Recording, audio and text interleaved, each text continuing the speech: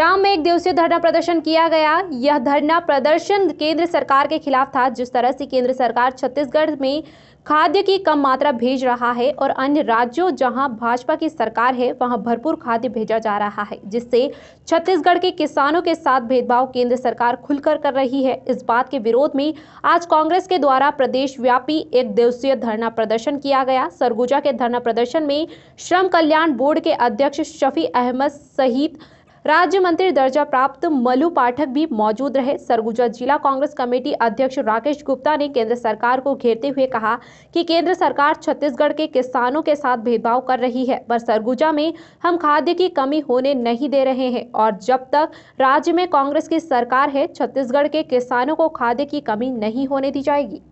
केंद्र सरकार की किसान विरोधी नीति और छत्तीसगढ़ प्रदेश में रासायनिक खादों की जो उपलब्धता है उसको 45% कम कर दिया।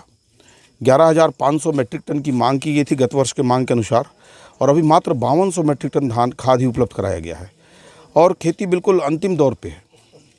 ऐसे में एक बहुत बड़ा गैप है और किसान बहुत परेशान है। हमारे मुखिया पंचायत मंत्री टी.एस. सिंहदेव जी और कृषि मंत्री रविंद्र चौबे जी का एक बहुत बड़ा सहयोग आशीर्वाद मिला है कि 250 टन का केंद्र सरकार ने यहाँ पर प्राइवेट सेक्टर में खाद बेचने का, यूरिया बेचने का टारगेट दिया था। 250 टन मतलब लगभग 11 ट्रक।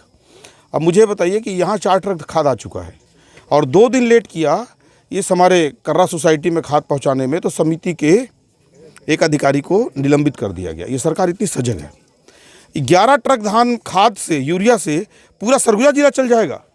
ऐसी गलत और विपरीत मानसिकता की यहाँ कांग्रेस की सरकार है तो यहाँ के किसानों के साथ में छलावा किया जाएगा, कांग्रेस की सरकार है तो यहाँ किसानों के साथ में कहीं ना कहीं उनको तंग किया जाएगा। इस कारण से मात्र 11 टन ट्रक का टारगेट देने वाले भाजपा सरकार के विरोध में ये आंदोलन किया गया था। और मैं राज्य सरकार को धन्यवाद दूंगा कि 250 टन के मुकाबले एन के एन प्रकरण अपने सोर्सेस और प्लान करके अभी यहाँ पर प्राइवेट सेक्टर में लगभग 5500 से 6000 टन और सरकारी सेक्टर में लगभग 7000 टन, 9000 टन का टारगेट यहाँ पर सेट किए थे। उसके मुकाबले भी 14000 टन सुपर का खाद राज्य सरकार ने अन्य जगहों से काट कर व्यवस्था करके और उपलब्ध कराया है। लेकिन इस आदिवासी सुदूर क्षेत्र में जो दोहरा नीति अपनाई है भाजपा की सरकार, उसके खिलाफ में, महंगाई के खिलाफ में आज ये केंद्र सरकार के विरोध में आंदोलन किए थे। आप देख रहे होंगे कि जो रोपा है वो फसल लगभग तैयार होने की स्थिति में आ गई है, लेकिन अभी तक जो है कई किसानों को खाद नहीं मिल पा रही है। केंद्र सरकार क्यों वैसा रवैया अपना रही है? दोहरा नीति है उनकी। वो लोग देखते हैं कि जहाँ पे भाजपा शासित प्रदेश है वहाँ पर के लिए उनकी अलग नज़र है और जहाँ कांग्रेस शासित प्रदेश है उनके लिए अलग नज़र है।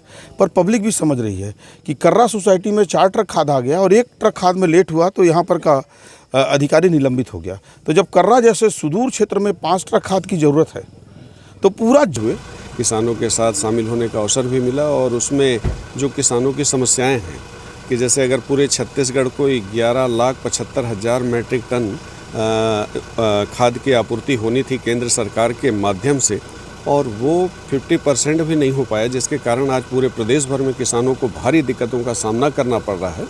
और इस बात को भारत सरकार तक पहुंचाने के लिए आज किसानों के माध्यम से आंदोलन की जा रही है और जिससे कि केंद्र सरकार को सही जानकारी मिले और किसान विरोधी जो नीति केंद्र सरकार के द्वारा बनाई जा रही है कि अगर MSP जो समाप्त किए जा रहे हैं, आज किसानों को अगर 11,75,000 मेट्रिक टन अगर खाद मिलना है तो उसमें से 50% अगर दी जा रही है, तो जिस तरीके से किसानों को परेशान किया जा रहा है भारत सरकार के द्वारा, उनकी आर्थिक स्थिति को ख़राब की जा रही है, उनके विरोध में हम लोगों का ये धरना प्रदर्शन